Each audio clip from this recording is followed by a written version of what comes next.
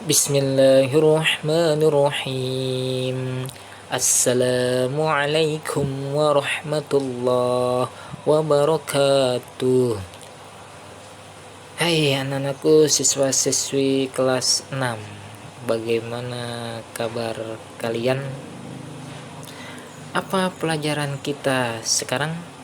Sebelum kita mulai pelajaran kita, Ustadz Rojak akan selalu berpesan mengingatkan untuk diri Ustadz Rojak sendiri dan juga kepada anak-anak sekalian bahwasanya kita harus selalu melakukan 3M. Apa itu 3M? M yang pertama adalah memakai masker. M yang kedua adalah mencuci tangan dengan sabun dengan air yang mengalir. M yang ketiga adalah menjaga jarak. Ya, jangan lupa itu selalu harus kita lakukan.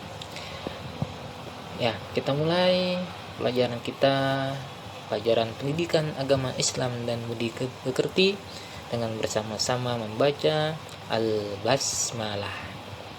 Bismillahirrahmanirrahim. Anak-anakku, siswa-siswi kelas 6, alhamdulillah kita sekarang memasuki pelajaran ke-7, yaitu tentang kisah keteladanan Nabi Yunus alaihissalam, Nabi Zakaria alaihissalam, dan Nabi Yahya alaihissalam. Yang pertama, kita akan membahas tentang Nabi Yunus terlebih dahulu. Ya, kisah keteladanan Nabi Yunus alaihissalam. Nabi Yunus alaihissalam adalah putra Matta. Ya, Nabi Yunus adalah putra Matta. Nabi Yunus adalah keturunan Bunyamin bin Yakub alaihissalam bin Ishak alaihissalam bin Ibrahim alaihissalam. Itu ya, mengenal Nabi Yunus. Sebelum diangkat menjadi rasul, Nabi Yunus adalah seorang yang soleh. Nabi Yunus alaihissalam diutus menjadi rasul untuk penduduk Ninawa. Ya, penduduk apa namanya? Penduduk Ninawa yang selalu ingkar terhadap karunia Allah dan menyembah berhala. Ninawa ini berada di daerah Mosul, Irak. Ninawa ini adalah suatu daerah yang subur dan makmur. Semua tanaman sayur dan buah-buahan tumbuh dengan subur. Hewan ternaknya seperti kambing dan sapi menghasilkan daging dan susu yang melimpah. Ini semua karena daerah Ninawa dikelilingi oleh sungai. Airnya sangat cukup untuk memenuhi kebutuhan manusia, tanaman, juga hewan ternak. Nabi Yunus alaihissalam ya, diangkat menjadi rasul, menerima wahyu pertama dari Allah untuk menjadi rasul ketika berusia sekitar 30 tahun. Ya, sekitar umur 30 tahun Nabi Yunus diangkat menjadi rasul. Setelah itu beliau segera keluar dari rumahnya untuk mengajak penduduk Ninawa menyembah Allah Subhanahu wa Ta'ala dan meninggalkan berhala sebagai sesembahan mereka. Namun, seruan dan ajakan Nabi Yunus alaihissalam tidak dihiraukan sama sekali oleh kaumnya. Mereka tetap kafir dan durhaka, bahkan dengan terang-terangan berani menghina Nabi Yunus alaihissalam sebagai Nabi dan Rasul utusan Allah. Nabi Yunus alaihissalam mengingatkan kaumnya akan azab dan siksa Allah jika mereka tetap ingkar. Namun, peringatan akan azab dan siksa Allah tidak membuat mereka takut. Mereka tetap kafir dan durhaka. Nabi Yunus alaihissalam merasa sedih dan putus asa melihat keadaan kaumnya yang tidak mau mengikuti ajakannya. Nabi Yunus alaihissalam pergi meninggalkan umatnya ke tepi laut, kemudian menumpang sebuah kapal. Hal itu dilakukan Nabi Yunus alaihissalam tanpa menunggu perintah atau wahyu dari Allah Subhanahu wa taala. Allah mengingatkan Nabi Yunus alaihissalam.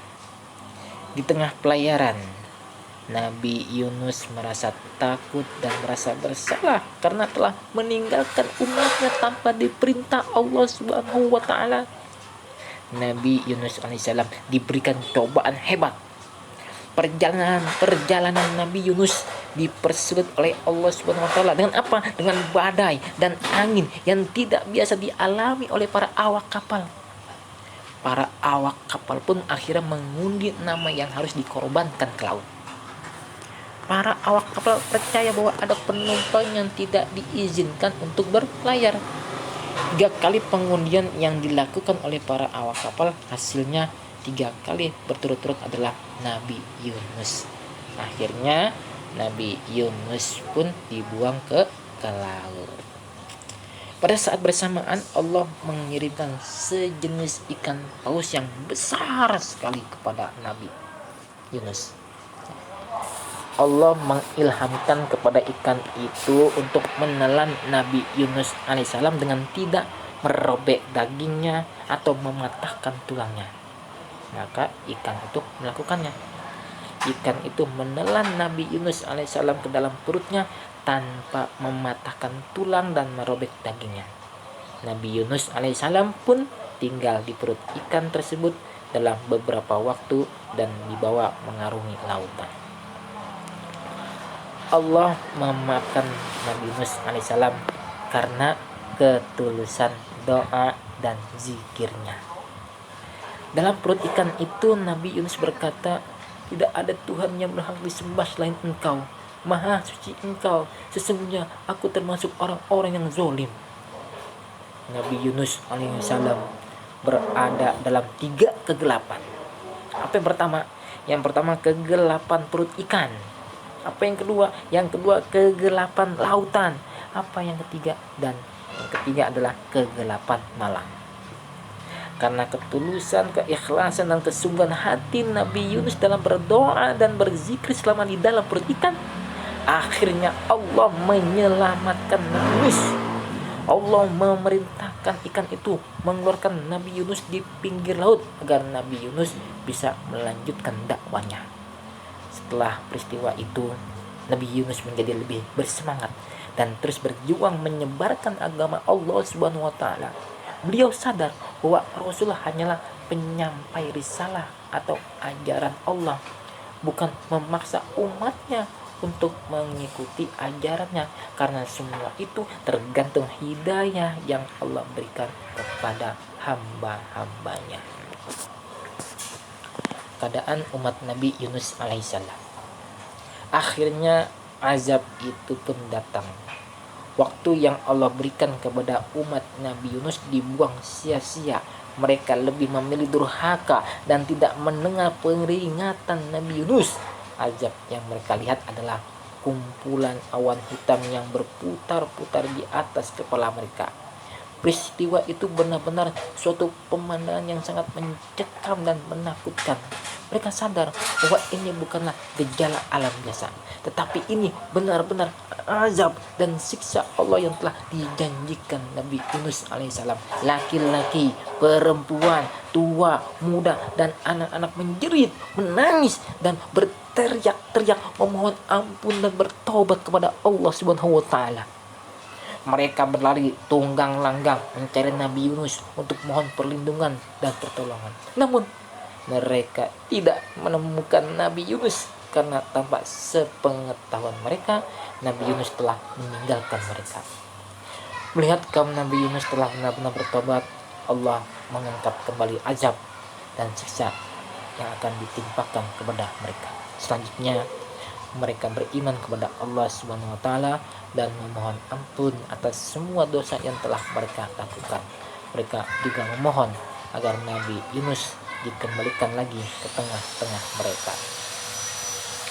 Nabi Yunus alaihissalam kembali bertemu dengan umatnya. Setelah Allah mengeluarkan Nabi Yunus dari isi perut ikan, Nabi Yunus berada di daerah yang sangat tandus dan kesehatannya pun mulai menurun. melihat keadaan Nabi Yunus yang sakit dan tinggal di daerah yang tandus, Allah menumbuhkan tumbuhan sejenis labu untuknya. Nabi Yunus bersyukur pada Allah atas semua karunia-Nya. Allah telah menyelamatkan Nabi Yunus dari semua musibah yang dialaminya. Setelah kesehatan dan kekuatan badannya pulih kembali, Allah memerintahkan Nabi Yunus kembali ke kampungnya untuk menemui kaumnya. Dalam perjalanan, Nabi Yunus bertemu dengan seorang anak gembala. Anak gembala itu menceritakan bahwa kaum Nabi Yunus hidup dengan aman, damai, dan tentram setelah mereka bertobat kepada Allah. Allah juga tidak menurunkan azab dan siksanya kepada mereka setelah mereka bertobat kepadanya. Sekarang kaum Nabi Yunus sangat merindukan Nabi mereka yang telah lama meninggalkannya dan ingin hidup bersama-sama. Mendengar cerita anak gembala tersebut, Nabi Yunus sangat gembira dan mengatakan bahwa dirinya adalah Nabi Yunus yang mereka cari. Mendengar penuturan Nabi Yunus, anak gembala itu terkejut, bercampur bahagia. Setelah sampai di kampung yang mereka tuju, anak gembala tersebut berteriak bahwa Nabi Yunus yang mereka cari dan rindukan telah datang. Semua penduduk gembira menyambut kedatangan Nabi Yunus. Selanjutnya, Nabi Yunus dan kaumnya hidup aman dan tentram menjadi hamba Allah yang beriman. Ya, demikianlah penjelasan mengenai Nabi Yunus alaihi salam. Oleh karenanya, kalian mengerjakan latihan uji diri 1 yang terdapat pada halaman 100. Dapatkan dan kirimkan melalui WhatsApp berupa foto. Baik anak-anakku, demikianlah pelajaran kita pada kesempatan hari ini. Kita tutup dengan sama-sama membaca Alhamdulillah. Alhamdulillahirabbil alamin. Syukran, terima kasih. Saya akhiri dengan mengucapkan salam.